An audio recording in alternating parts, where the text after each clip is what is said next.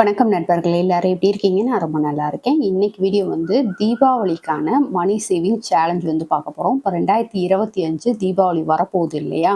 So அதுக்கான நாட்கள் இன்னும் எத்தனை இருக்குது, அதுக்கு எப்படியெல்லாம் வந்து பணம் சேமிக்கலாம், அந்த பணத்தை எந்த விதத்தில் வந்து நம்ம யூஸ்ஃபுல்லாக பயன்படுத்திக்கலாம் அப்படின்றது மாதிரியான எல்லா டிப்ஸுமே இந்த வீடியோவில் வந்து பார்க்கலாம். அதுக்கடுத்து நான் வந்து வரப்போகிற தீபாவளிக்கு 1,20,000 வந்து சேவ் பண்ணேன் அப்படின்னு சொல்லிட்டு ஒரு ஷார்ட்ஸில் வந்து காட்டியிருந்தேன். அதில் நிறைய பேர் வந்து கண்டிப்பாக அதை பற்றின டீட்டெயில் வந்து போஸ்ட் பண்ணுங்கள், அதோட தீபாவளிக்கான மணி சேவிங் சேலஞ்ச் வந்து சொல்லுங்கள், சீக்கிரமாக போஸ்ட் பண்ணுங்க அப்படின்றது மாதிரி நிறைய பேர் வந்து அந்த ஷார்ட்ஸில் கமெண்ட் பண்ணியிருந்தீங்க. ஸோ அதுக்கான வீடியோ ப்ளஸ் நான் எப்படி வந்து இந்த 1,20,000 சேவ் பண்ணேன் அப்படின்றத பற்றின எல்லா டீட்டெயிலுமே வந்து உங்களுக்கு சொல்கிறேன்.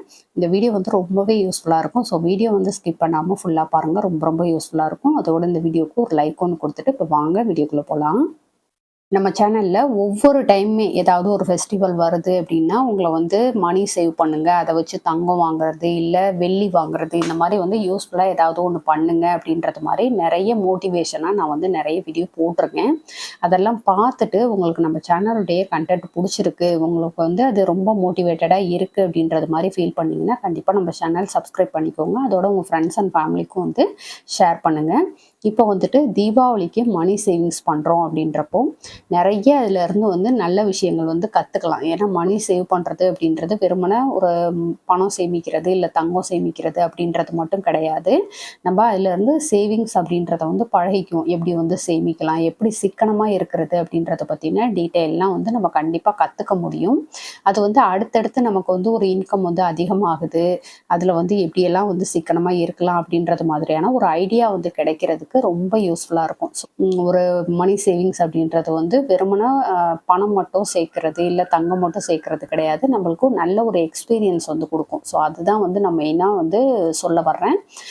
தீபாவளிக்கு வந்து மணி சேவிங்ஸ் அப்படின்றது இதில் வந்து ஒரு பர்டிகுலர் அமௌண்ட் வந்து சொல்லியிருக்கேன், அதை வந்து நம்ம சேவ் பண்ணுவோம். அதை வந்து எதுக்கெல்லாம் செலவு பண்ணலாம் அப்படின்னு பார்த்தீங்கன்னா, தீபாவளிக்கு செலவுக்கு வந்து அதாவது ட்ரெஸ் எடுக்கிறதா இருக்கட்டும், அதுக்கடுத்து நிறைய அப்போ வந்து செலவு பண்ணுவோம் இல்லையா? அப்பா அம்மாவுக்கு ட்ரெஸ் எடுக்கிறது, இல்லை யாருக்காவது பணம் வச்சு கொடுக்குறது, அதுக்கடுத்து வந்துட்டு பட்டாசு வாங்குறது, ஸ்வீட்ஸ் காரம் இந்த மாதிரிலாம் வந்து செலவு பண்ணுறது, அது மாதிரிலாம் நிறைய பண்ணுவோம். அப்போ வந்து அன்லிமிட்டடாக நமக்கு வந்து செலவாயிட்டே இருக்கும். பணம் எவ்வளோ வந்தாலும் நமக்கு பத்தலை அப்படின்றது மாதிரி தான் ஒரு ஃபெஸ்டிவல் டைமில் இருக்கும். அது தீபாவளி அப்படின்றது வந்து ரொம்ப பெரிய ஃபெஸ்டிவல், அதுக்கு வந்து எவ்வளோ பணம் இருந்தாலும் பத்தலை அப்படின்றது மாதிரி தான் எல்லாருமே சொல்லுவோம். அப்போ அந்த மாதிரி செலவுகளுக்கு வந்து ஒரு சப்போர்ட்டிவாக இருக்கும் நம்ம வந்து இந்த மாதிரி வந்து சேவ் பண்ணுறது. அந்த மாதிரி செலவுகளை வந்து ஓரளவுக்கு மேனேஜ் பண்ணுறதுக்கு சப்போர்ட்டிவாக இருக்கும். இல்லை எனக்கு பரவாயில்ல, நான் இந்த செலவெல்லாம் மேனேஜ் பண்ணிடுவேன், இது வந்து எக்ஸஸாக நான் வந்து சேர்க்கறது தான் அப்படின்றது மாதிரி இருந்தீங்கன்னா கண்டிப்பாக அந்த அமௌண்ட்டில் ஒரு கோல்டோ இல்லை வந்துட்டு வெள்ளி சில்வரோ வாங்குறதுக்கு வந்து அதை பயன்படுத்திக்கலாம். ஏன்னா ஒரு நல்ல நாள் பெரிய நாளுக்கு வந்து தங்கம் வாங்கணும் இல்லை வெள்ளி வாங்கணும் அப்படின்றது மாதிரி எல்லாத்துக்குமே ஒரு ஆசை இருக்கும். நான் மெயினாக அது மாதிரி பண்ணுவேன். ஏதோ கொஞ்சம் கொஞ்சமாவது என்னால் என்ன முடியுதோ அது மாதிரியாவது வாங்கணும் அப்படின்றது மாதிரி நினைப்பேன். ஸோ அந்த மாதிரி வந்து ஒரு சின்ன சின்ன விஷயங்கள் வாங்குறப்போ நம்மளுடைய சந்தோஷம் வந்து இன்னும் அதிகமாகும். ஏன்னா எல்லாத்துக்கும் அந்த டைமில் புது ட்ரெஸ் இருக்கும், ஸ்வீட்ஸ் இருக்கும், பட்டாசு இருக்கும். இதை பார்த்த விட்டே நம்ம மனசு வந்து அப்படியே ஃபுல்ஃபில் ஆகிடும். ஓகே அப்படின்றது மாதிரி. அது கூடவே வந்து தங்கமோ வெள்ளியோ எக்ஸ்ட்ராவாக நமக்கு கிடைச்சதுன்னா எவ்வளோ ஹாப்பியாக இருக்கும். ஸோ அது மாதிரிலாம் வந்து இருக்கணும் அப்படின்றப்போ நம்மளுடைய சந்தோஷத்தை இன்னும் அதிகப்படுத்திக்கணும் அப்படின்றப்போ கட்டாயம் நம்மளுடைய சேவிங்ஸ் அப்படின்றது வந்து ரொம்ப மெயினாக ஒரு விஷயமா வச்சுக்கணும். இப்போ சேவிங்ஸ் அப்படின்றத வந்து பண்ண போகிறோம். தீபாவளிக்கு இன்னும் எத்தனை நாட்கள் இருக்குது அப்படின்றத வந்து பார்க்கலாம். இன்னைக்கு வந்து ஆகஸ்ட் 12ஆம் தேதி. ஆனால் நாளையிலேருந்து சேவ் பண்ணலாம் அப்படின்றது மாதிரி நான் வந்து சொல்லியிருக்கேன். ஏன்னா ஒரு சிலர் இன்னைக்கு வீடியோ பார்ப்பீங்க, இல்லை பார்க்காமலும் இருப்பீங்க. அதுக்காக வந்துட்டு ஆகஸ்ட் 13ஆம் தேதியிலேருந்து அக்டோபர் 18ஆம் தேதி வரைக்கும், அதாவது சனிக்கிழமை வரைக்கும் நம்ம வந்து சேவ் பண்ணுவோம். திங்கக்கிழமை தான் வந்துட்டு தீபாவளி. தீபாவளி பார்த்திங்கன்னா அக்டோபர் 20ஆம் தேதி, தமிழ் மாதத்துக்கு ஐப்பசி 3ஆம் தேதி திங்கக்கிழமை வந்து வருது. நம்ம திங்கக்கிழமை வரைக்கும் இந்த சேவிங்ஸ் பண்ணிகிட்டு இருந்தோம்னா அது வந்து நமக்கு எந்த விதத்துலேயும் வந்து பயன்படாது. ஸோ அதனால தான் நான் வந்து சனிக்கிழமை வரைக்கும் அப்படின்ட்டு சொல்லியிருக்கேன். சனிக்கிழமை வரைக்கும் சேவ் பண்ணிவிட்டு சனிக்கிழமையோ இல்லை ஞாயிற்றுக்கிழமையோ நம்ம வந்து ஒரு பொருட்கள் வாங்குறதுக்காக இருக்கட்டும், இல்லை ஒரு நல்ல விஷயத்துக்கு பயன்படுத்துறதுக்கு வந்து ஈஸியாக இருக்கும். ஸோ அதனால் நான் அக்டோபர் 18ஆம் தேதி வரைக்கும் இந்த சேவிங்ஸ் வந்து பண்ணலாம் அப்படின்றது மாதிரி சொல்லியிருக்கேன். மொத்தத்துக்கு நாட்கள் பார்த்திங்கன்னா 67 நாட்கள் தான் இருக்குது. 67 நாட்கள் அப்படின்றது மாதிரி நினைக்காதீங்க, கட்டாயம் சட்டுன்னு போயிடும். இதுக்கெல்லாம் பார்த்தீங்கன்னா வேகமாக நாட்கள் போயிட்டுருக்கும். ஸோ 67 நாட்கள், அதுக்கடுத்து 9 வாரம், 2 மாதம் ஃபுல்லாக நமக்கு வந்து இருக்குது. இதில் வந்து எப்படி சேவ் பண்ணலாம், எவ்வளோ அமௌண்ட் வந்து சேவ் பண்ணலான்றத இப்போ பார்க்கலாம். இப்போ இதுக்கு டார்கெட் அமௌண்ட்டுன்னு பார்த்தீங்கன்னா, ஒரு ரூ. 10,000 நம்ம சேவ் பண்ணலாம் அப்படின்றது மாரி வந்து டார்கெட் அமௌண்ட்டா ஃபிக்ஸ் பண்ணிக்கலாம். ஏன்னா எல்லாருக்குமே வந்து சேவ் பண்ணணும். மிடில் கிளாஸ்ல இருந்து ஓரளவுக்கு நல்ல வருமானம் உள்ளவங்க வரைக்கும் எல்லாருமே சேவ் பண்ணணும் அப்படின்றதுக்காக ஒரு ரூ. 10,000 சொல்லியிருக்கேன். இல்ல இத விட உங்களால அதிகமா சேவ் பண்ண முடியும் அப்படின்னா, நான் இப்ப சொல்லியிருக்கக்கூடிய அமௌண்ட்ட வந்து அப்படி அப்படியே டபுளா எடுத்து வைங்க.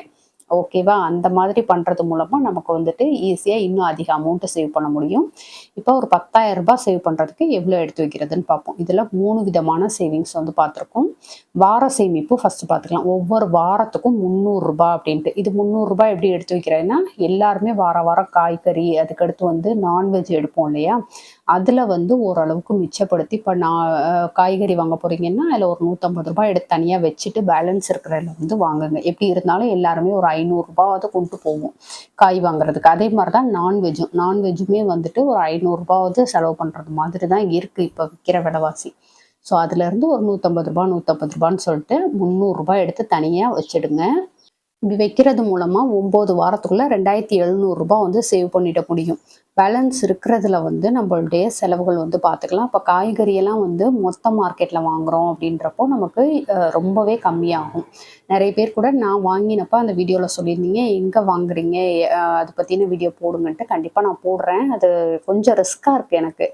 கையில் வந்து ஒரு பேக் வச்சுக்கிட்டு அதோட செல்லும் பிடிச்சிட்டு எடுக்கிறது வந்து கொஞ்சம் எனக்கு வந்து சிரமமாக இருக்குது. தம்பி எப்பயாவது கூட கூட்டிகிட்டு போகிறப்ப நான் கண்டிப்பாக அதை பற்றின வீடியோ வந்து போஸ்ட் பண்ணுறேன். ஸோ இந்த மாதிரி வார சேமிப்பில் ஒரு ரூ. 300 அப்படின்ட்டு 9 வாரத்துக்கு எடுத்து வைங்க. அதுக்கடுத்து மாத சேமிப்பு. எல்லாத்துக்குமே மாதம் மாதம் மளிகை ஜாமான் வாங்குறது, அரிசி வாங்குறது, பருப்பு வாங்குறதுன்ட்டு நிறைய செலவுகள் இருக்கும். முக்கியமாக என்டர்டெயின்மெண்ட்டுக்கெல்லாம் பார்த்தீங்கன்னா நம்ம செலவு பண்ணுவோம். ஏதாவது ஒரு மூவி போகிறது, இல்லை ஏதாவது ஒரு விஷயத்துக்கு வந்து செலவு பண்ணுவோம் கண்டிப்பாக. அதுலேருந்து ஒரு ரூ. 500 அப்படின்றது மாதிரி 2 மாதத்துக்கு எடுத்து வச்சோம்னா ரூ. 1000 வந்து சேவ் பண்ண முடியும். அதுக்கடுத்து தின சேமிப்பு. இதில் வந்து ரூ. 2,700 வார சேமிப்பில் 2,700, மாத சேமிப்பில் 1000, மொத்தம் ரூ. 3,700 சேவ் பண்ணியிருப்போம்.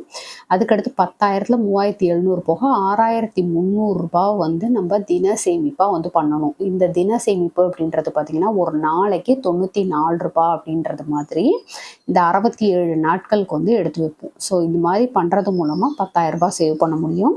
இதை விட உங்களுக்கு அதிகமாக சேவ் பண்ணணும் அப்படின்னா நான் சொன்ன அமௌண்ட்லேயே வந்து அப்படியே டபுளாக எடுத்து வைங்க. இப்போ ரூ. 150 அப்படின்னா ரூ. 300, இதில் ஒரு ரூ. 300, ரூ. 600 அப்படின்றது மாதிரி வாரம். அதுக்கடுத்து மாத சேமிப்பில் ரூ. 1000 அந்த மாதிரி எடுத்து வச்சிங்கன்னா உங்களால் ரூ. 20,000 வந்து சேவ் பண்ண முடியும். ஸோ இந்த மாதிரி வந்து கண்டிப்பாக பண்ணுங்கள். ஒரு சேமிப்புன்றது வந்து கொஞ்சம் சிரமப்பட்டு பண்ணுறது மாதிரி தான் இருக்கும். எல்லாத்துக்குமே வந்து ஈஸியாக பண்ணிட முடியாது. கொஞ்சம் சிரமப்பட்டு பண்ணுறது மாதிரி தான் இருக்கும். ஆனால் அதோடைய பலன் பார்த்திங்கன்னா ரொம்ப நமக்கு வந்து அப்படியே தேன் சாப்பிட்றது மாதிரி இருக்கும். ஸோ அதுக்காக தான் சொல்கிறது, கட்டாயம் வந்து சேமிப்புன்றது வந்து ஃபஸ்ட்டு ஆரம்பத்தில் கொஞ்சம் கஷ்டம். அதுக்கடுத்து பழக அந்த அமௌண்ட்டை வந்து பல்காக உங்கள் கையில் பார்க்குறப்ப நீங்கள் பட்ட அந்த கஷ்டம் எல்லாம் போயிடும். இவ்வளோ பெரிய அமௌண்ட்டை சேவ் பண்ணியிருக்கோமே அப்படின்ற ஒரு சந்தோஷம் மட்டும் நமக்கு கிடைக்கும். கண்டிப்பாக இது வந்து ட்ரை பண்ணி பாருங்கள். அதுக்கடுத்து எனக்கு வார சம்பளம் மட்டும்தான், நான் எப்படி சேவ் பண்ணுறது அப்படின்றத மாதிரி கேட்டிங்கன்னா, ஒரு வாரத்துக்கு உங்களுடைய சேலரியில் ரூ. 1,111 அப்படின்றது மாதிரி 9 வாரங்களுக்கு எடுத்து வச்சிங்கன்னா ரூ. 10,000 வந்து சேவ் பண்ண முடியும்.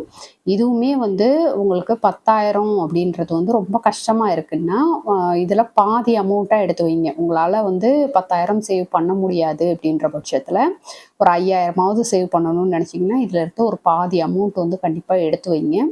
உங்களால் முடியும் அப்படின்ற நம்பிக்கையோடு பண்ணுங்கள். கட்டாயம் உங்களால் முடியும். கண்டிப்பாக ட்ரை பண்ணி பாருங்கள். அதுக்கடுத்து நான் வந்து இந்த 10 மாதத்தில் 1,20,000 எப்படி சேமித்தேன் அப்படின்னு பார்த்தீங்கன்னா, ஃபஸ்ட்டு ஏற்கனவே நான் வீடியோ போட்டிருக்கேன். பேங்க்கில் வந்து ஆர்டி போட்டேன் அப்படின்னு சொல்லிட்டு என் ஹஸ்பண்ட் வந்து ரூ. 7,000 கொடுத்தாங்க. ஆர்டி போட போகிறேன் அப்படின்றது மாதிரி நான் சொல்லவுமே எனக்கு வந்து ரூ. 7,000 கொடுக்குறேன் அப்படின்ட்டு கொடுத்தாங்க. ப்ளஸ் வீட்டு செலவுக்கு வந்து தனியாக கொடுக்குறதுல நான் ஒரு ரூ. 4,500 வந்து கொஞ்சம் சிக்கனமாக இருந்து ரொம்பவே தான் சிரமப்பட்டேன்.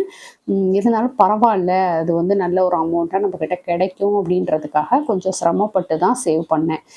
அப்படி சேவ் பண்ணது மூலமாக இப்போ 7000 + 4500 சேர்த்து 11,500 வந்து ஆர்டி போட்டேன். இந்தியன் பேங்க்ல தான் வந்து ஃபோன் ஆப் மூலமா ஆர்டி போட்டேன். இது பத்தின டீட்டெயில் வந்து நான் ஆல்ரெடி போஸ்ட் பண்ணியிருக்கேன். இது வந்து உங்களுக்கு நான் சொல்லல. நான் சும்மா ஒரு ரூ. 1000 ரூ. 2000 அப்படி போட்டது தான் உங்கள்ட்ட வந்து காட்டியிருந்தேன். அதில அசல் பார்த்தீங்கன்னா 1,15,000 இந்த 11,500 வந்து அப்படியே நான் கட்டல. பல்க்கா கொண்டு போய் கட்டல. இது மாரி ஒரு மொத்த அமௌண்ட்டா கட்டுறது ரொம்பவே சிரமம். அப்படின்றப்போ நான் வந்து ரூ. 2,000 வந்து 5 ஆர்டி ஓப்பன் பண்ணியிருந்தேன். ரூ. 1,500 வந்து ஒரு ஆர்டி. ஸோ இது மாத்திரம் தான் பண்ணியிருந்தேன். இப்போ ரூ. 2,000 அப்படின்றப்போ ஈஸியா நம்ம வந்து அப்பப்போ கட்டிக்கிட்டே இருக்கலாம். ஒண்ணு ஒண்ணா முடிஞ்சிரும் நமக்கு.